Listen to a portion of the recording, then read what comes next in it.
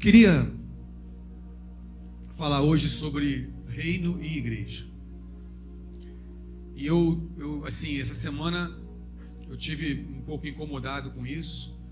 Até postei uma coisa no Facebook lá que eu tinha postado em 2013. Não sei se vocês viram ontem, eu postei um texto lá, mas aquilo eu tinha postado há 5 anos atrás, lá, 4 anos atrás. E aí isso me chamou a atenção e eu entendi que Deus estava querendo que eu voltasse a tocar nesse assunto. Muitas pessoas novas, e eu acho que há muita confusão hoje no meio evangélico sobre o que é reino de Deus e o que é igreja. Eu quero que você imagine, por exemplo, um reino. O que é um reino? Quantos aqui leram história de criança quando eu era pequeno, assim, né? Tinha um disquinho do Walt Disney. Assim, veio um príncipe do reino distante, né? E tal, o pequeno príncipe. E o reino? Um reino é um lugar de domínio daquele rei. Então, onde o rei ele tem domínio, é o reino dele. Agora você imagina que dentro dessa terra que pertence ao rei, o reino desse rei, existem muitas casas que moram, pessoas que moram nesse reino. E de repente uma pessoa, ela não está dentro de uma casa, ela está andando pelo mato, pela grama, por uma montanha. Ela não está dentro da casa, mas ela está no reino. Quer dizer, não é porque ela não está numa casa especificamente que ela necessariamente não está no reino. Eu quero dizer para vocês que essas casas que eu trouxe assim numa linguagem figurada para vocês, representam as igrejas. Todos nós temos que ter uma casa para morar, para dormir, para comer, para descansar, para termos comunhão com a nossa família.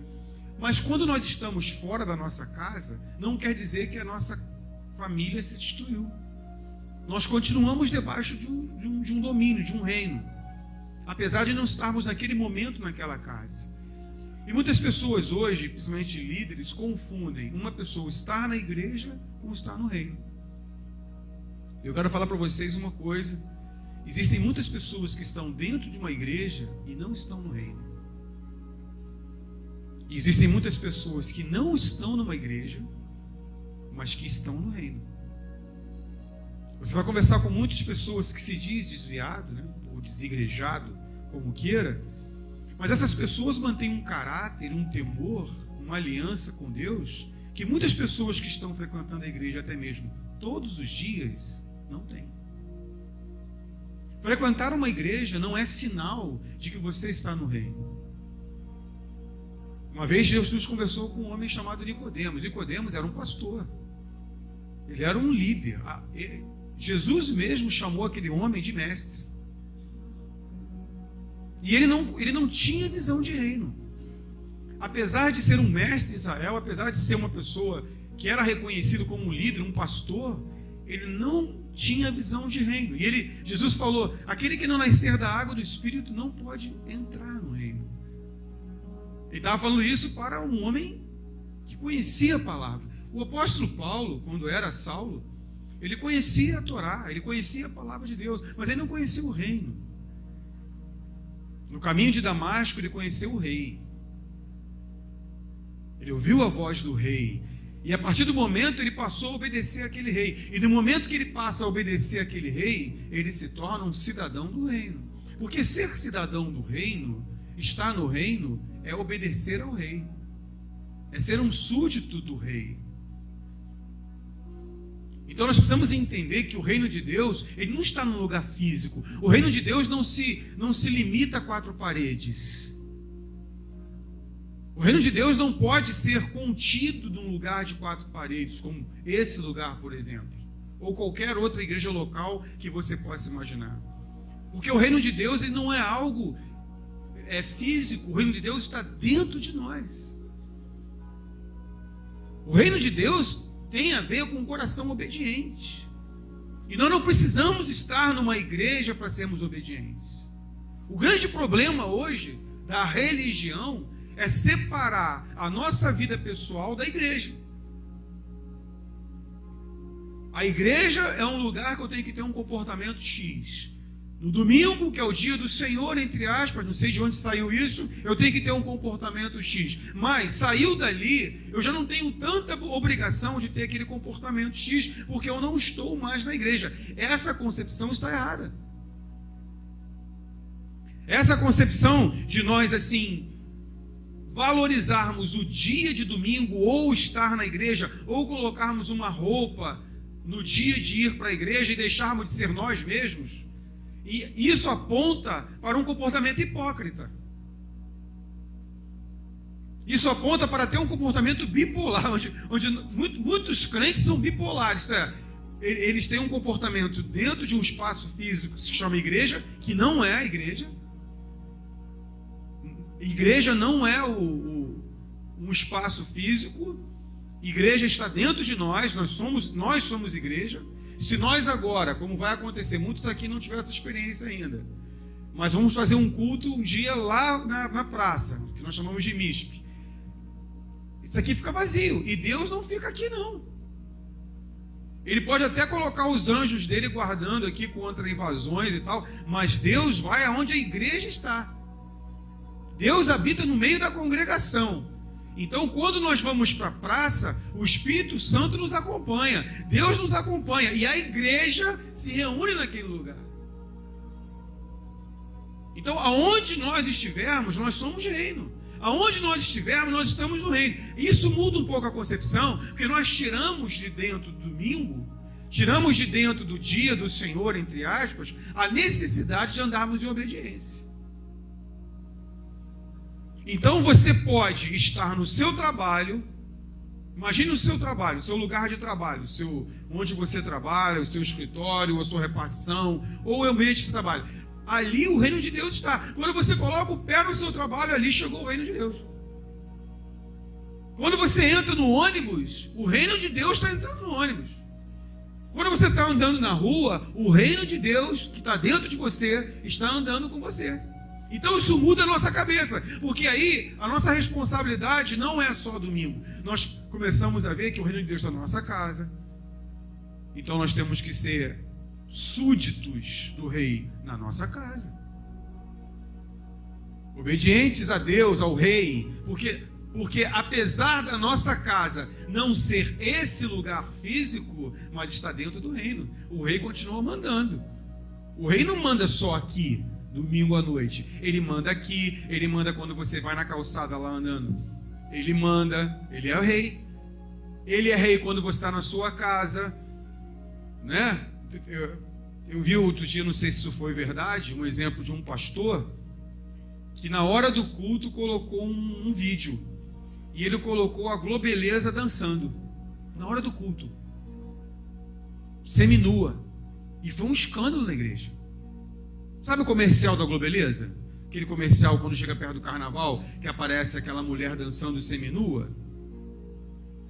O pastor botou no meio do culto, e o pessoal ficou escandalizado. Pastor, você está maluco? O que é isso? Aí falou assim: irmãos, vocês não veem isso em casa? Quando vocês estão vendo televisão em casa que passa o comercial, vocês não veem? Qual é a diferença da sua casa para a igreja? Ou a sua casa não é a igreja? Ou a sua casa não é o reino? Por que dentro de 4 paredes, domingo à noite, nós temos que ter um padrão de santidade que nós não temos na segunda noite da nossa casa? Por que aqui nós não podemos ver certas coisas e na segunda noite ou na terça noite nós podemos ver certas coisas? Será que nós não temos tido um comportamento religioso nesse sentido? Isto é, uma coisa que nós não podemos ver aqui, nós não podemos ver em lugar nenhum. Sim ou não? Se você não pode ver como o homem que você é, se não é conveniente para você, aqui no culto hoje, ver um filme com uma mulher com os seios desnudo, por que você pode ver na tua casa? Qual a diferença? Se aqui, nesse lugar, que se chama igreja, entre aspas, que se chama dia do Senhor, você não pode ouvir um palavrão? Ou você como marido não fala um palavrão para sua esposa? Ou você como esposa não fala um palavrão para o seu marido? Ou você, por exemplo, não espanca seu filho? Por que você faz isso quando sai daqui? O que está acontecendo? Qual é a diferença? Nós temos que entender que em todos os lugares que nós estivermos, nós somos súditos do rei. Aonde nós estivermos, nós devemos obediência ao rei. Seja aqui dentro, hoje, domingo à noite, com a congregação, seja na nossa casa, com a nossa família, Jesus continua o rei. E nós temos que, nós maridos, temos que tratar nossas esposas como nós tratamos na igreja aqui, no domingo à noite. Como se todo mundo estivesse olhando. Porque o rei é o mesmo. Quando você chega no seu trabalho, o mesmo linguajar que você tem aqui na igreja, que você aqui na igreja é todo educado, que você é todo simpático, você também tem que ser. Eu tenho procurado ser assim. Eu tenho procurado, meu Deus, às vezes eu sou tão simpático na igreja, recebo. Por que eu não posso ser assim com um atendente, com um frentista de posto? Eu tenho que ser educado, atencioso, cordial, amoroso, como eu sou no domingo à noite. Porque é o reino. Aí tem aquela história do pastor que estava pregando. Eu já contei essa aqui, mas por favor, você que já ouviu, não fala de não, pastor. É porque tem gente que não ouviu. Então está lá o pastor pregando, e aí, de repente, ele nota que um caminhão baú enorme para na porta da igreja. Ele estava assim pregando, a igreja estava assim para a rua e parou aquele caminhão baú enorme. E ele continuou pregando. A pessoa que era algum caminhão enguiçou, alguma coisa assim. Só que começa a descer uma mudança do caminhão. Começa a descer armário, máquina de lavar, fogão, geladeira, mesa. E os caras começaram a entrar com aquilo por dentro da igreja. E aqueles caras vestidos com aquele uniforme de mudança, né, os funcionários, botaram a geladeira na frente do púlpito aqui, e botou o fogão ali, e botou o armário de quarto aqui, e botou a cama desmontada ali. E ele falou assim: eu conheço esses negócios aí. Eu conheço essa máquina de lavar. Eu conheço esse fogão. Aí entra por último a esposa e os filhos dele. Oi, gente. Paz do Senhor, irmão. Oi, tudo bem? Tudo bem? Posso falar, marido? Pode, minha esposa, como eu falo com a Gessimar. Pode falar à vontade. Eu quero falar para os irmãos que eu vou morar na igreja. A partir de hoje eu vou morar na igreja. Aí o marido botou desse tamanho. Por quê? Porque, irmãos, aqui, esse homem é educado, atencioso, paciente, longânimo, amoroso, mas na minha casa grita comigo, me xinga, espanca os filhos, mal educado, fala palavrão. Então me parece que ele aqui tem um comportamento exemplar. Então vou morar na igreja, porque você entende isso, queridos? Esse homem não tem visão de reino. Uma vez conta uma história que Jesus estava num balcão. Essa também muitos já sabem, mas por favor, deixe os visitantes aprenderem, né? Por amor aos visitantes, né?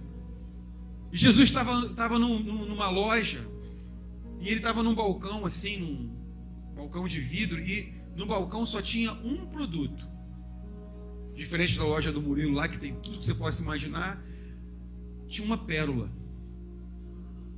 lá numa prateleira. Aí chegou um cara: e aí, Jesus, tudo bem, Jesus? Tudo bem. Que pérola bonita, né? Aí tinha escrito assim embaixo da pérola: Reino de Deus. E o cara: puxa, essa pérola é muito bonita, é o reino de Deus, eu quero essa pérola. Jesus olhou para a cara do cara: rapaz, eu noto que você é uma pessoa bem intencionada, tem fé, que você é até uma pessoa que realmente tem uma ambição santa, mas você não pode comprar isso. E o cara falou para Jesus: como é que o senhor sabe que eu não posso comprar? Como é que o senhor pode dizer isso? Não, olhando para você, eu vejo que você não pode comprar. Quer ver? Quanto é que você tem no bolso aí? O cara meteu a mão no bolso, puxou lá 2 notas de R$20. É o que eu tenho, R$40. Meu filho, não dá nem para cosquinha. R$40? Você só tem 40 reais? Aqui eu tenho. Então você deve ter uma conta bancária. Tem. Quanto é que você tem na conta? Aí o cara pegou o celular, entrou no site do banco. Eu estou com 980 reais na conta. Faz o cheque aí, irmãozinho. Ou então hoje, né, já contando a história, faz uma transferência. Transferiu. Jesus falou, mas ainda está muito longe do que vale essa pérola. Você não tem mais nada. Poxa, Jesus, eu tenho aquilo que eu juntei na minha vida. Eu tenho um carro. Você tem um carro. Qual é o seu carro? Meu carro é um Voyage branco, 4 portas, é meu. Pode passar para o meu nome. O cara passou o carro para o nome de Jesus. Jesus olhou o carro, olhou os 40 reais, os 980. Não dá não, cara, ainda não dá. O cara coçou a cabeça. Poxa, agora eu só tenho uma casa. Agora, você tem casa? Quanto vale a sua casa? Minha casa vale 400 mil reais. Pode passar para o meu nome a sua casa. E o cara assinou o termo, Jesus juntou a casa. Ainda não dá. Mas Jesus, eu vou ter que morar numa barraca agora? Cara, tu tem uma barraca. Você tinha uma barraca. A barraca agora também é minha. E o cara passou a barraca para Jesus. E o cara foi entristecendo. Mas não dá para comprar ainda, cara. Está muito longe. Jesus, você não me deixou mais nada. A única coisa que eu tenho agora é uma esposa e meus filhos. Tinha. Eles não são mais seus. Pode passar sua esposa e seus filhos para mim. Eu vou ser o dono deles. E o cara assinou um termo passando a esposa e os filhos para Jesus. Jesus pegou a esposa, os filhos, a barraca, a casa, o carro, os 40 reais, 980. Não dá, cara, ainda não dá. Mas Jesus, eu não tenho mais nada. Você não tem mais nada. A única coisa que me sobrou sou eu mesmo. Então você também não é mais seu. Passa-te para mim. E ele se passou para Jesus. Aí Jesus pegou o cara, a família, todos os bens. Agora você pode levar a pérola. E o cara pegou a pérola todo feliz. Já ia saindo. Opa! Vai onde? Ué, eu vou sair com a pérola. Peraí, meu filho. Pode levar tudo isso aqui. Pode levar o carro, a barraca, a mulher, os filhos, a casa. Tudo para levar. Mas Jesus, você não ficou para você? Sim, são meus.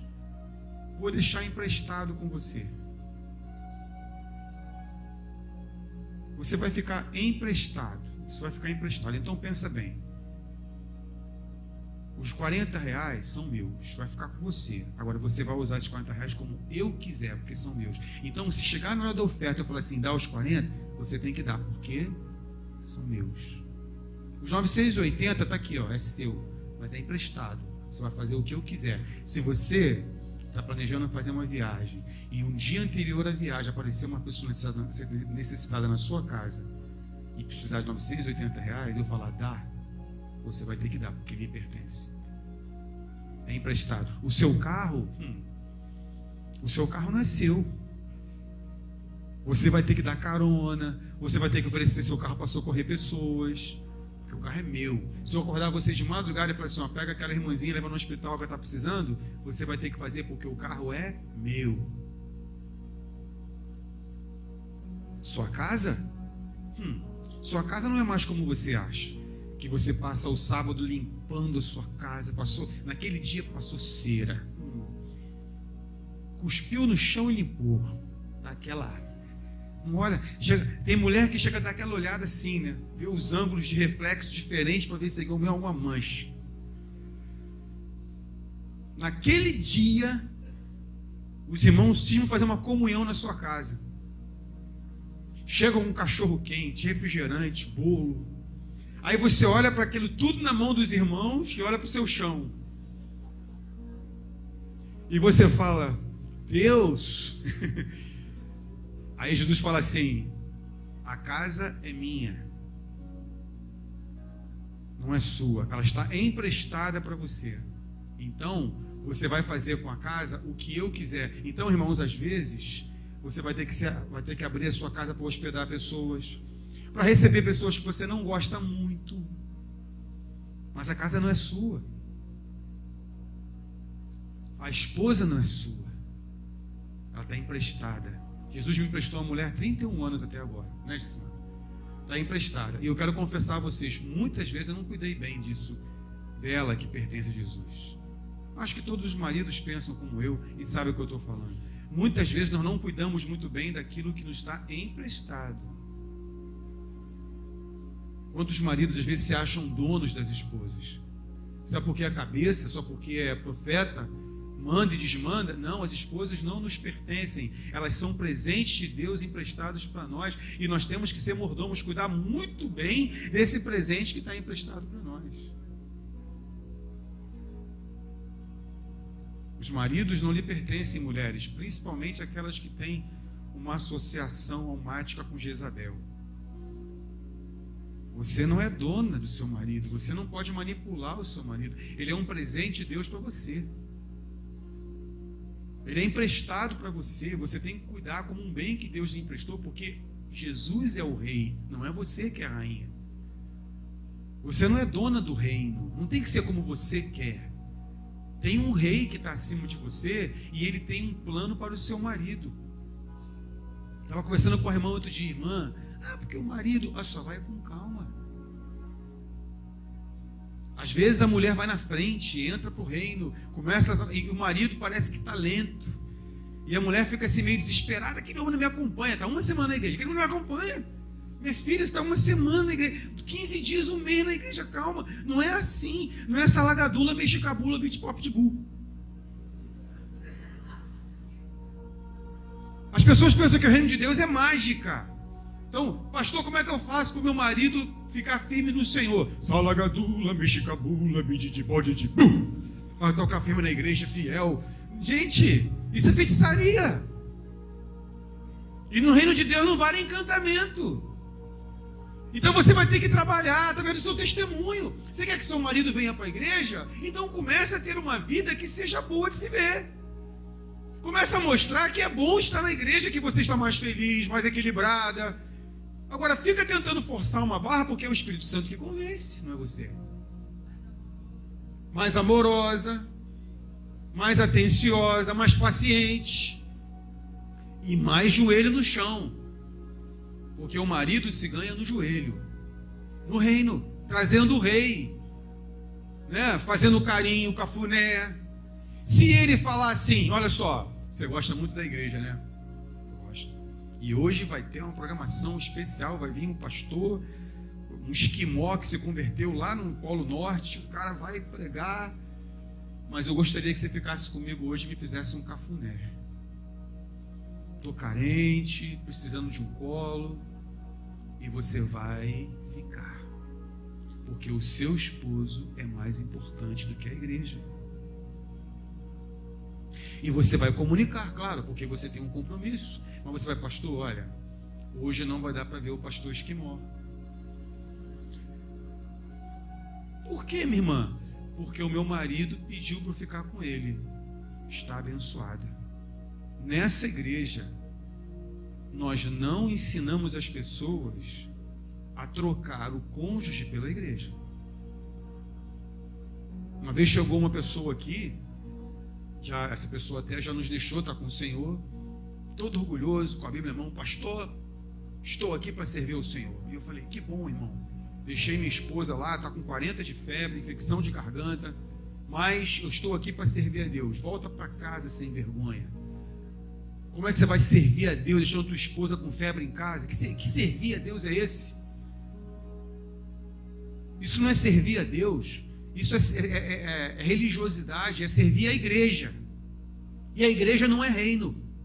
A igreja está dentro do reino, mas não é reino. O reino vai além da igreja local. O reino vai além desse espaço. O reino é quando nós obedecemos o rei em tudo que nós fazemos. Estar no reino é estar em obediência interior, mesmo quando ninguém está vendo, mesmo quando ninguém está olhando para você, mesmo quando você pode pecar, que ninguém está vendo, mas você tem noção de que você está debaixo da autoridade de um rei. Então você diz não ao pecado, não porque você tem o dom da santidade, até porque não existe dom de santidade. Senhor, dá-me o dom da santidade. Aí Deus, não existe, meu filho. Santidade é uma decisão sua. Muitas pessoas vão ouvir isso. Santidade não é um dom que cai do céu, não vai aparecer um anjo se colocando entre você e o pecado. Isso não existe. Você vai ter que olhar para o pecado e dizer não. E quando você está num lugar longe de tudo e de todos, que ninguém está te vendo, e o pecado bate na porta do teu coração, é ali que você tem a oportunidade de dizer onde você está. Se você está numa igreja fora do reino, ou se você está numa igreja e no reino. Porque quando você diz não para o pecado, quando todas as pessoas estão longe de você, você prova que você é um cidadão do reino. Você quer ver uma palavra dura? Porque pastor não pode ser duro, né? Se pastor for duro, mas Jesus misericórdia. Jesus falou assim: naquele dia alguns me dirão, em teu nome expulsei demônio. Em teu nome falei em línguas. Em teu nome preguei. Em teu nome não perdi um domingo de culto. Em teu nome muitas vezes troquei a família pela igreja. Em teu nome. Jesus falou assim: nunca vos conheci. Uma pessoa pode estar dentro da igreja, dizimista, falar em línguas, profetizar, fazer sapatinho de fogo, rolar no chão, plantar bananeira, ser batizado, ter roupa de crente, linguagem de crente, falar a paz do Senhor, varão, e não ser conhecido de Jesus, porque não está no reino, apesar de estar numa igreja, apesar de ter uma associação com uma igreja. É por isso que eu quero falar hoje sobre prioridade. Vou começar a pregar agora, cara. Prioridades. Eu quero falar sobre prioridades. A primeira coisa que nós temos que fazer em nossa vida é o secreto. Não adianta o reino de Deus é relacionamento com o rei. Você tem que conhecer o seu rei. Você não pode estar num reino onde você conhece o pastor, você conhece os líderes, você conhece a pastora Sônia, que é da intercessão, você conhece o casal de pastores, mas você não conhece o dono do reino, o rei. E não se conhece o rei, gente, preste atenção. Você pode ser apresentado ao rei numa reunião. Então você pode chegar num domingo à noite e ser apresentado ao rei e entregar seu coração ao rei Jesus. Amém. Ali você teve Agora, relacionamento com o rei, é impossível você ter relacionamento com o rei vindo à igreja domingo à noite só. Impossível. Não tem como alguém conhecer o rei nos cultos. Dependendo de um pastor que prega, como eu falei semana passada, dependendo do sacrifício dos outros. Nós temos que restaurar uma coisa em nossa vida, que é o secreto, que é o quarto de escuta, que é o lugar onde nós fechamos a porta e lá nós buscamos a presença do rei. Você viu o que eu falei hoje no início da reunião? É muito difícil, porque você vai ter que ter uma briga com você mesmo. Porque quando nós colocamos no nosso coração ter um relacionamento pessoal com Jesus, nós vamos ter que bater de frente com as nossas próprias carnalidades, com o nosso pecado. É muito mais fácil alguém orar por nós. É muito mais fácil um pastor botar a mão na nossa cabeça e ministrar. É muito mais fácil dar um telefonema para um líder, uma líder e pedir a bênção. Agora, o difícil é você trancar a porta do quarto e ter um tete-a-tete com Jesus. Porque quando você decide ter um tete-a-tete com Jesus e falar com Ele, a primeira coisa que vai acontecer é um vazio enorme dentro de você. Sabe por quê? Porque o pecado está ali. E você vai ter que comprar a briga desse pecado. Você vai entender que você não vai poder ter relacionamento com o rei se você continuar falando palavrão. Você não vai poder ter relacionamento com o rei se você continuar carregando o seu pecado de estimação todo dia. Você não vai poder ter relacionamento com o rei se for orgulhoso. Você não vai poder ter relacionamento com o rei se você vê filme pornográfico. Você não vai poder relacionar-se com o rei se você imagina, deseja a mulher do próximo. Você pode até ir à igreja. Você pode ver filme pornográfico e ir à igreja. Você pode dar cantada na mulher dos outros e ir à igreja. Você pode ser orgulhoso e ir à igreja. Agora você não pode entrar na presença de Deus. Então quando você decide botar a religiosidade de lado e ter relacionamento com Deus, você vai encontrar o teu pecado. E quando você encontra o teu pecado, tem que ter quebrantamento. Aí tem que ter confissão. Você vai ter que assumir que você oferece teus olhos ao diabo. Você vai ter que assumir que oferece teus membros ao inimigo. Você vai ter que assumir que você peca mesmo. E você não tem outra saída a não ser falar: Senhor, eu sou um pecador miserável que precisa do teu perdão. Não tem pastor em volta, não tem líder, não tem ninguém. É você sozinho no seu quarto, numa briga com você mesmo, expurgando os teus pecados, pedindo o sangue do Cordeiro, se arrependendo dos teus pecados. E você descobre o próprio caminho, o teu caminho para a presença de Deus. E aí você começa a relacionar-se pessoalmente com Deus. Mas isso é tão difícil, você encarar-se a si mesmo. Sabe qual é o nosso maior inimigo, queridos? O nosso maior inimigo é o espelho. Porque quando nós olhamos no espelho, nós não olhamos o defeito dos outros, nós olhamos o nosso defeito. Nós temos que ter comunhão com o espelho. Nós temos que ter uma palavra para nós mesmos. Nós temos que ter uma visão acerca da nossa vida e colocar isso como prioridade. Todos os maridos, esposas e filhos precisam ter diariamente esse contato com Jesus. Falar com Ele todos os dias. Pedir perdão pelos pecados todos os dias. Entrar no Santo dos Santos todos os dias, porque isso depende de uma vida cristã de testemunho. O resto é religiosidade. Nós estamos vivendo uma crise na igreja evangélica hoje. Essa crise, ela é a crise moral. Por que é crise moral? Porque não se está ensinando as pessoas a dependerem de Deus, mas está se ensinando as pessoas a dependerem de uma doutrina, de um dogma, de uma denominação, de um pastor, de uma visão. Estão idolatrando visões, idolatrando apóstolos, idolatrando profetas, idolatrando ministérios, mas não está se ensinando as pessoas a adorarem a Deus, a relacionar-se com Deus. Por isso que quando a gente trabalha aconselhamento, a primeira coisa que o discipulador pergunta no aconselhamento é: como está o teu secreto com Deus? Quer dizer, você tem orado todos os dias, tem buscado? Porque que conselho um homem pode dar? Que solução um pastor pode dar? Que direção um pastor pode dar se a pessoa não relaciona com Deus? Um pastor não pode jamais tomar o lugar de Deus. Isso não existe. Um pastor, um líder, um discipulador não é Deus. As pessoas estão sendo ensinadas o salagadula mexicabula. Eu vou na igreja, o pastor vai botar a mão na minha cabeça, vai expulsar os demônios, vai orar por mim, eu vou sair dali uma nova pessoa. Mas sai dali no momento como um remédio passageiro, como um analgésico, que ele não combate a causa da infecção, ele apenas alivia os sintomas. Você pode ter uma infecção de garganta, você vai tomar uma dipirona, você vai ficar sem dor, mas a causa continua lá. Então muitas pessoas estão fazendo da igreja um analgésico. Vão lá domingo, toma a sua dipirona dominical. Já falei em capítulo dominical, agora estou inventando um outro nome. Dipirona dominical, um analgésico dominical. Você vai lá e recebe uma oração de alguém, uma sacudida de outra pessoa e pula no poder de Deus. Então você fica momentaneamente aliviado.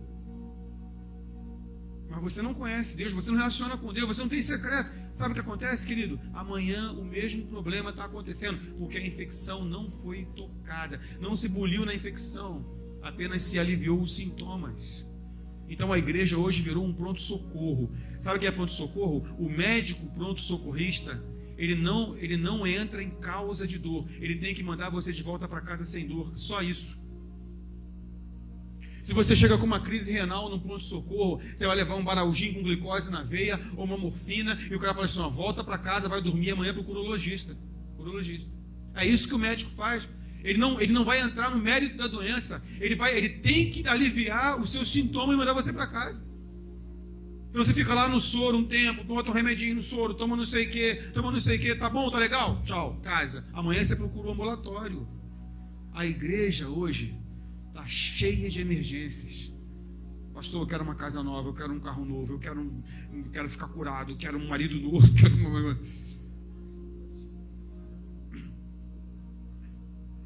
E os pastores dão analgésico, os pastores são prontos socorristas. Ora, ministra. Aí você vai chegar em algumas igrejas que o pastor fica na porta, ora por um e ora por outro. Ah, pastor, ora que tem um demônio me perseguindo. Demônio, sai dessa mulher e tal. Ai, agora eu estou bem. Tal. Agora, pastor, ora lá, porque aquele marido, aquela praga, oh meu Deus, é só Deus. Oh, Senhor Deus, age no marido dessa mulher agora. Eu transmito a unção, a mulher sacode, dá um negócio assim. Ai, que oração forte. Foi muito bom. Mas essa pessoa, recebeu o quê? O analgésico. Ela não vai falar com Deus amanhã. Ela não vai falar terça-feira. Ela vai esperar a outra reunião para ter uma nova dose de analgésico. Aí sabe o que acontece? Infelizmente, eu tenho que concordar com Karl Marx. A religião se torna a cocaína, o ópio, a maconha do povo. Por quê? Porque a pessoa não muda a realidade, ela sai fora da realidade por um tempo. Então o culto dominical, ele se tornou um analgésico, um ópio, uma droga, onde a pessoa vai lá, usa, fica um tempo fora da realidade, mas na segunda-feira a realidade bate na porta de novo, as coisas continuam a mesma coisa. Sabe por quê? Porque o problema não foi resolvido. Aliás, Karl Marx teve um péssimo testemunho dentro de casa dos seus pais. Eram evangélicos. Não ensinaram ele a ouvir Deus. Então ele viu as pessoas indo para a igreja para ficarem um tempo em êxtase. Ai, domingo. Chegou o dia da minha dose do ópio. Domingo, chegou o dia de fumar minha maconha. E o cara vai no culto e fuma a maconha dele.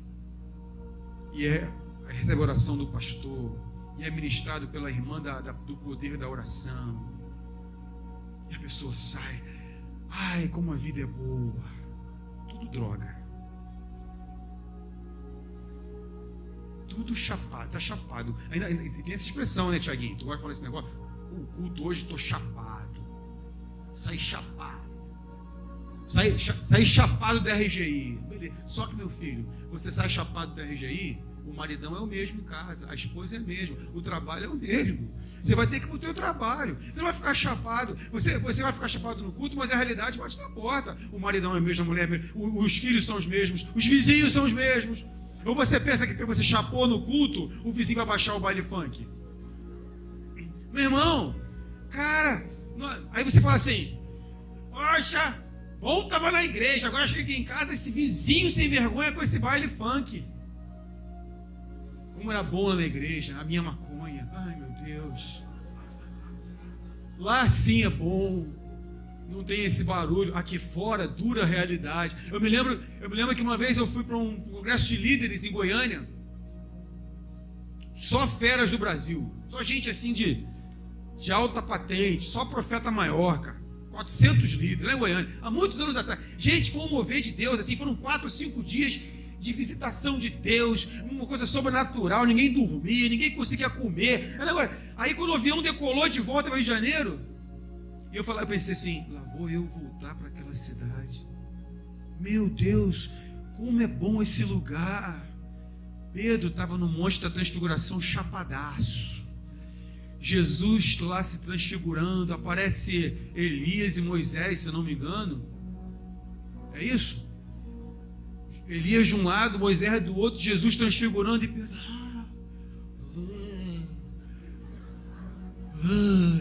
Jesus, estou chapado. Vamos ficar aqui nesse monte. Pedro, lá. Vamos ficar aqui nesse. Pastor, o culto está tão bom, por que está terminando o culto? Mas quem disse que terminou o culto? O culto continua quando você pega o ônibus para casa, cara. O culto continua quando você pega o Uber. O culto continua quando você chega em casa e o baile funk. Ou você vai parar de adorar a Deus porque o baile funk está tocando? Ou o culto parou porque o baile funk aumentou? Ou é só da igreja que você adora? Isso é chapado. Isso é religião como ópio. Deus quer que você se relacione com Ele. Deus quer isso. Que você entre no quarto, você fale com Ele todos os dias. Pega a palavra. Vai pegar a palavra, lê. Vai pegar a palavra, abre lá, lê. Faz, bota lá, nem que seja aquele negócio de aqui.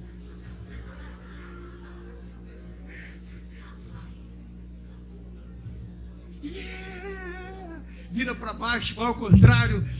Olha como a gente é místico, não é verdade? Como se Deus fosse fluir nisso. Não, agora que você virou ao contrário, eu vou falar com você. Pô, brincadeira. Não ficou muito tempo virando, tem que ficar mais um segundo. Gente, o reino de Deus não é um jogo de azar. Você tem que cavar o caminho. Aí o cara aponta lá e Judas suicidou-se. Você, meu Deus, Judas suicidou-se. Não deu certo. Aí vira de novo, vai pra cá e tal. Enfim, vai tu e faz o mesmo. Não! Que isso? Caixinha de promessa. Pelo amor de Deus. É muita preguiça de orar. Concorda comigo? Entrar no quarto, fechar a porta e falar: Senhor, eu falei um palavrão ontem, não deveria ter falado. Eu quero entrar na tua presença, mas não estou sentindo a presença de Deus. E bota um CD, e bota 3 músicas, 4 músicas, 5 músicas. Meu pecado deve ser muito grande. Mas daqui a pouco você começa a romper. Não é mais fácil pegar a caixinha? Hoje. Poxa, isso não é horóscopo. O reino de Deus não é horóscopo. Para ver a sua sorte de hoje. Caixinha de promessa é um dos maiores exemplos da religiosidade e da preguiça evangélica.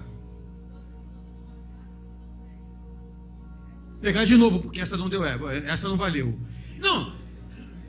Outra coisa, presta atenção. É muito mais fácil você botar um pastor no YouTube lá, né? Isso não é errado. Não é errado você botar lá no seu computador, aí você pega uma pregação. Por favor, homens de Deus, né? Escolha certo, né? Aí você bota lá uma palavra e edifica. Mas é muito mais fácil você clicar no YouTube, botar um cara pregando para você, do que você entrar no quarto e comprar a briga com Jesus. No sentido, falo comprar a briga, no sentido de entrar na presença dele, porque você vai ter briga com você mesmo. Não é mais fácil? Porque como é que vai ser? Você fica assim, entra no seu quarto, fecha a porta e fala: eu quero entrar na presença de Deus. Meu filho, com a vida que você está levando, alguém vai ter que fazer isso por você. Então liga para o pastor e pede oração, porque o pastor vai orar por você e você vai: pastor, só uma dosezinha de cocaína, pastor. Eu não vou esperar até domingo, pastor. Domingo está muito longe, eu estou em síndrome de abstinência. E o senhor, quando ora, minha vida muda, pelo amor de Deus. A tua vida muda quando você entra num relacionamento pessoal com Jesus. Então você não pode ser só apresentado a Jesus. Você tem que ser amigo de Jesus. Mas para ser amigo de Jesus, você primeiro precisa ser servo de Jesus. Porque ele falou primeiro: vós me chamais Senhor e Dono, e vocês estão certos, eu sou. Jesus é meu dono. Que palavra dura essa? Meu dono. Mas aí passou o tempo, aqueles caras obedeceram a Jesus, serviram a Jesus, e Jesus senta com eles e fala: já não vos chamo escravos, servos, porque o servo não sabe o que faz o seu Senhor, mas vos chamo amigos, porque tudo que o Pai tem me revelado, eu passo para vocês. Que tipo de relacionamento você tem com Deus? Com Jesus, como servo ou como amigo?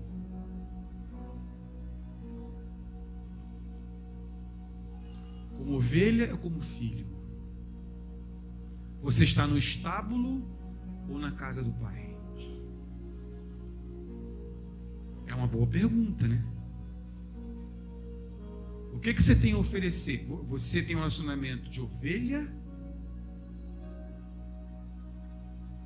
Ou você é filho?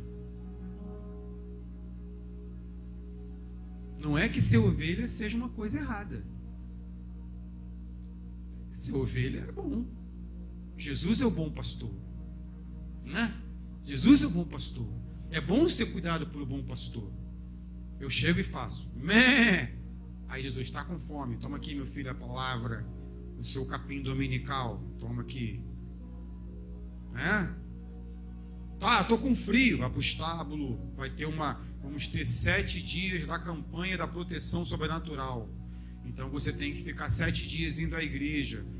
Aí a ovelha vai lá e tal. Diferente do filho. O filho senta na mesa do pai. Ele mora na casa do pai. O relacionamento não é mais... Embora ser ovelha não tenha nenhum tipo de problema, mas ser filho é melhor. Morar no estábulo ou dentro da casa do pai, o que é melhor? A intimidade de uma ovelha é uma, a intimidade de filho é outra.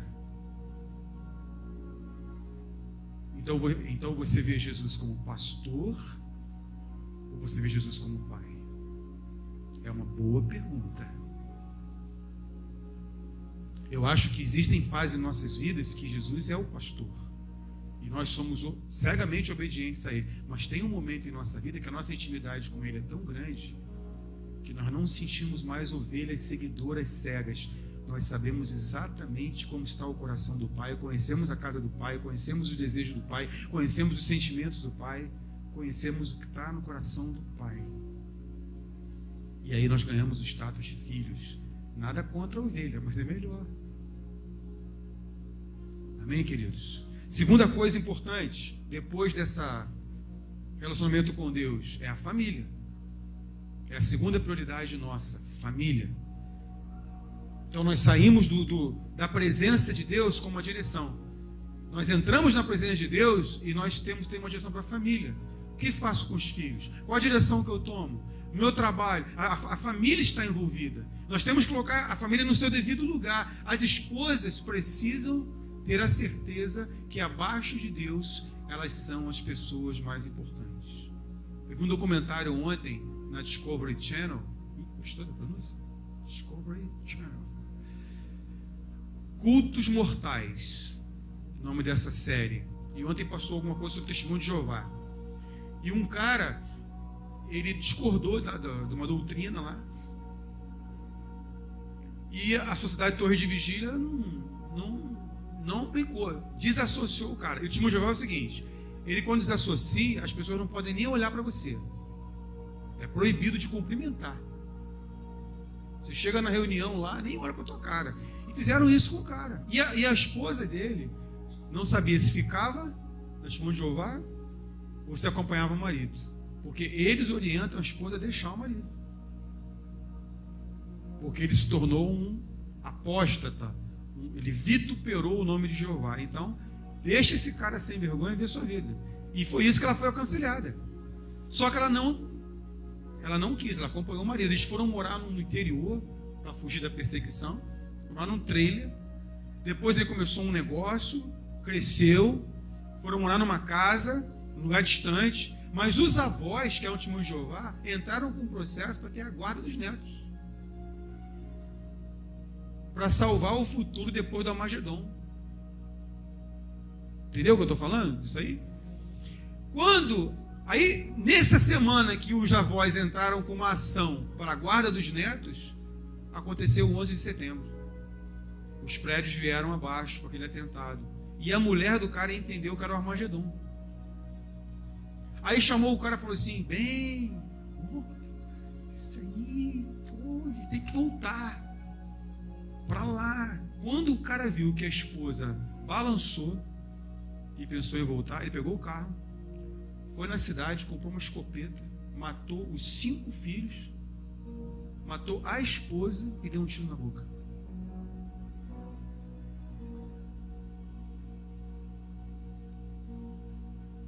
Cultos mortais. Por isso que essa série tem esse nome, Cultos Mortais. Agora você imagina como as coisas são invertidas. Como que o marido perde o seu lugar de importância no reino? A irmã é uma bênção na igreja.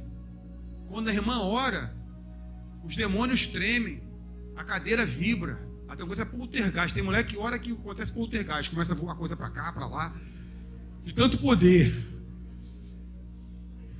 Mas em casa, a mulher é um fracasso. A oração foi uma bênção, o culto foi demais, mas a pia está cheia de louça.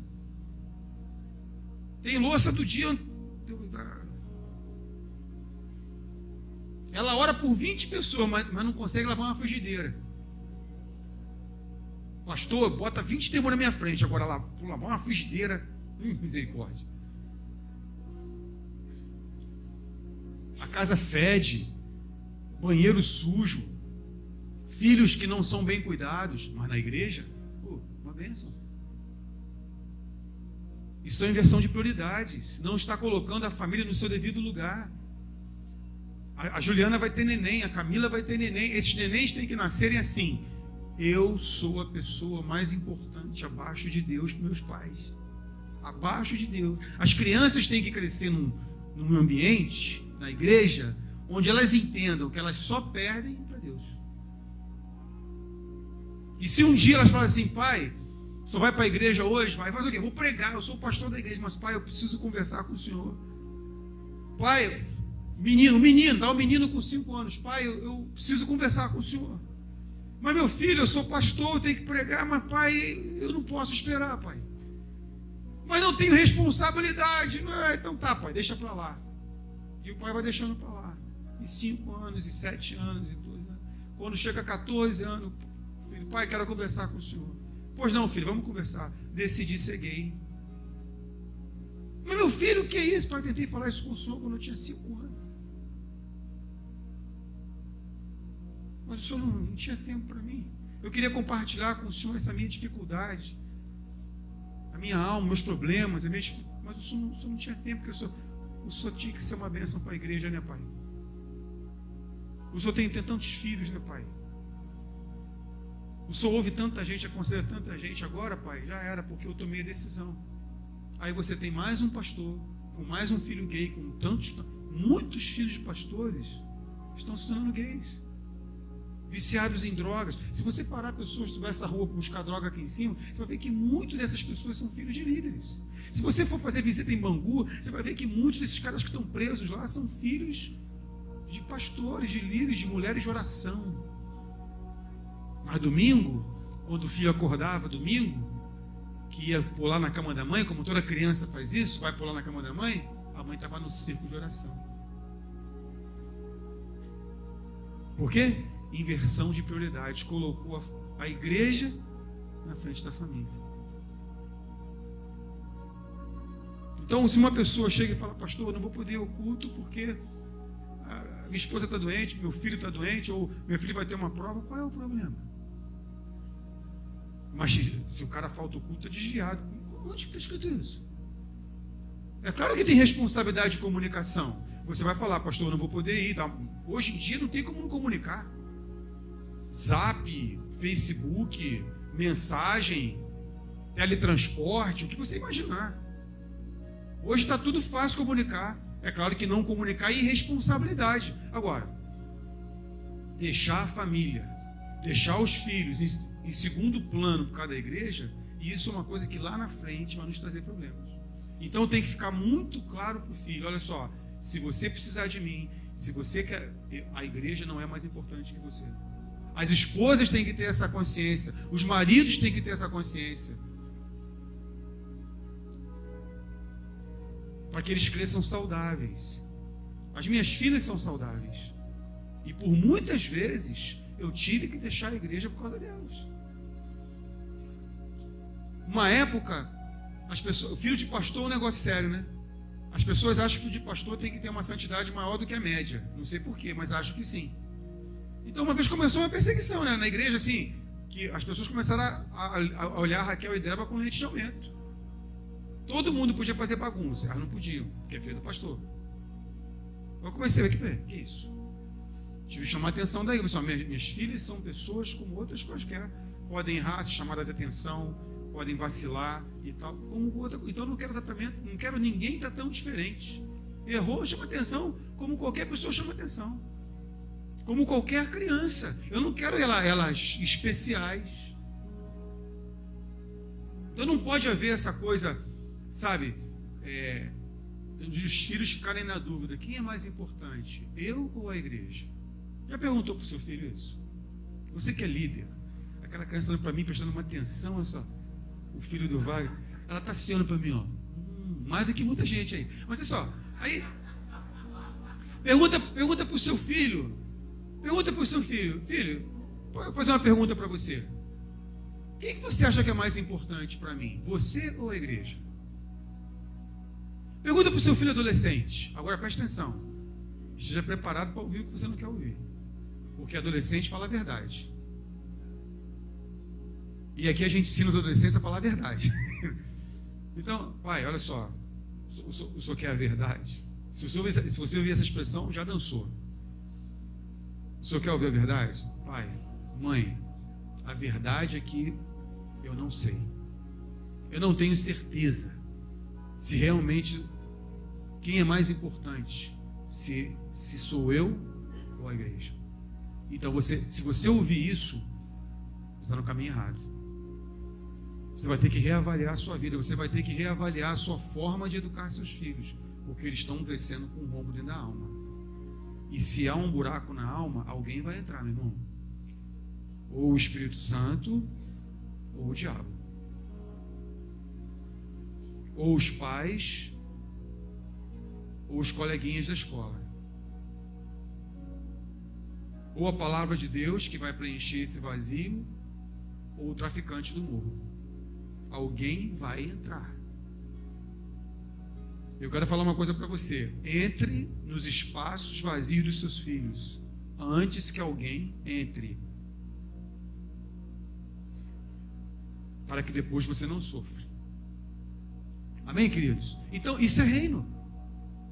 Quando você deixa de ir à igreja para cuidar do seu filho, por uma necessidade, você pode não estar na igreja local, no templo físico, mas você está no reino. Você está certinho no reino. Quando você coloca a sua esposa, seu marido, no devido lugar de importância, você está no reino. Você ganha autoridade, não perde autoridade, não. Mas se convencionou de quem falta o culto está desviado. Por quê? Você está no reino, a visão é diferente, é reino. Agora, vem para a igreja por quê então? Então, pastor, quer dizer que eu não preciso vir mais para a igreja? Eu não estou falando isso.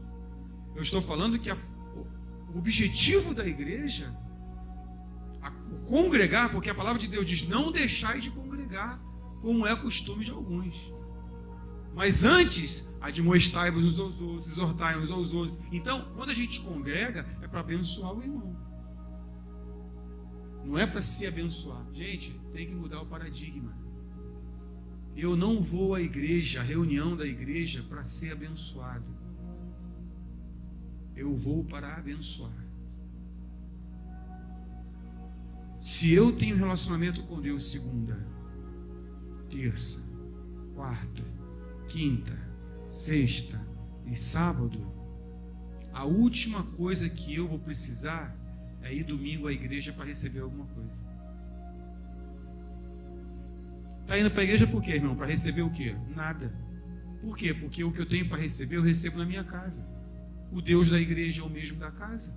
O reino é o mesmo. Eu não preciso da igreja para receber. O que você está fazendo na igreja então? Porque hoje alguém vai ser colocado do meu lado. Eu vou porque eu tenho que levar um convidado na igreja para receber Jesus. Eu vou porque eu preciso abençoar alguém. Eu vou porque nessa semana que eu entrei todos os dias no quarto falar com Deus, Deus me falou coisas, eu preciso compartilhar isso com alguém. Porque de graça eu recebi e de graça eu vou passar. Então é diferente. Você chega no culto, dependente químico, né? Minha droga, minha maconha, a palavra do pastor. Pelo amor de Deus, tem uma semana que eu não ouço a palavra. Eu estou com dor de cabeça, me coçando. Estou com síndrome de abstinência.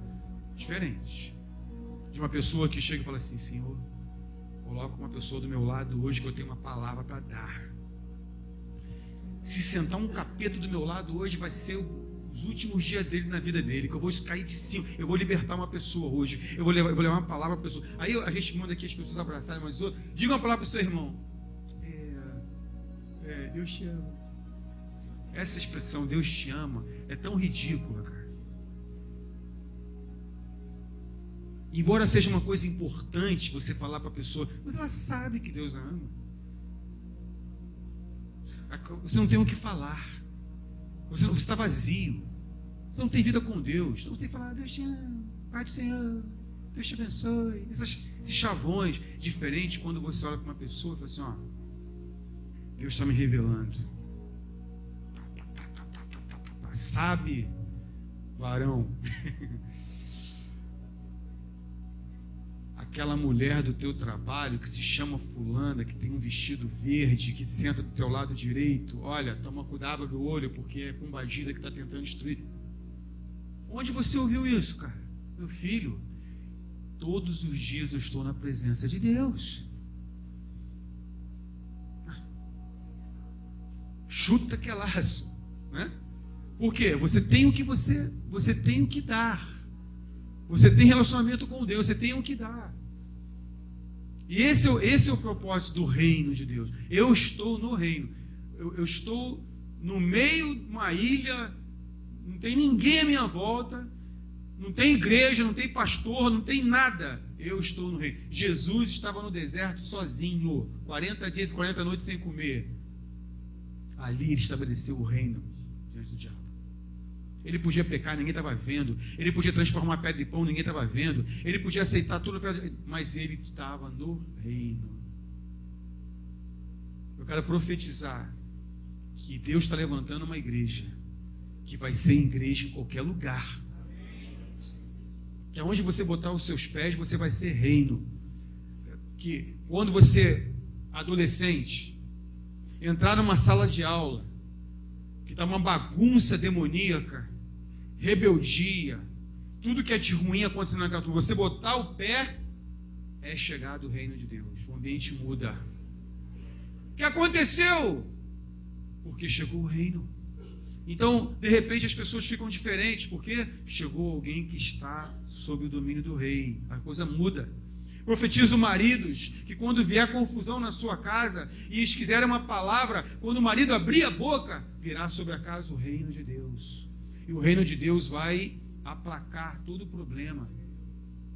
Mulheres que não vão se revoltar tentando,